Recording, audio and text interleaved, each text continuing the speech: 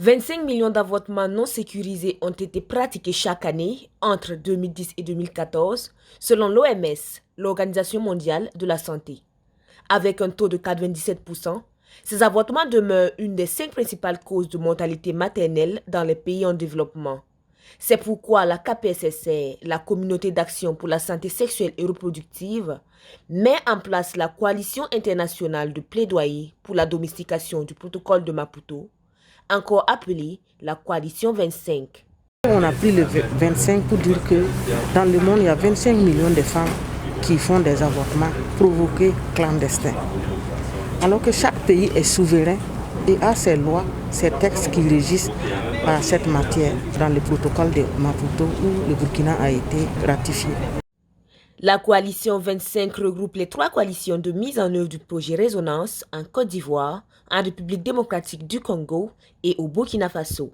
Un projet qui prend fin en février 2021 et qui a permis de mener des campagnes de sensibilisation, de clarification des valeurs et des plaidoyers. Le lancement de la coalition 25 s'est tenu du 8 au 10 février dernier. Sa mission sera de continuer les actions déjà entamées grâce au projet Résonance. Les participants qui sont venus à cette rencontre vont comprendre et s'approprier de ce que la coalition fait au Burkina, de ce que les coalitions feront en RDC et ce que les coalitions feront en Côte d'Ivoire. Nous allons toujours continuer à faire les plaidoyers auprès de ceux qui en ont besoin, des leaders coutumiers au niveau politique, pour que les droits des femmes soient appliqués. Pour mener à bien sa mission, la coalition peut compter sur l'engagement du gouvernement burkinabé.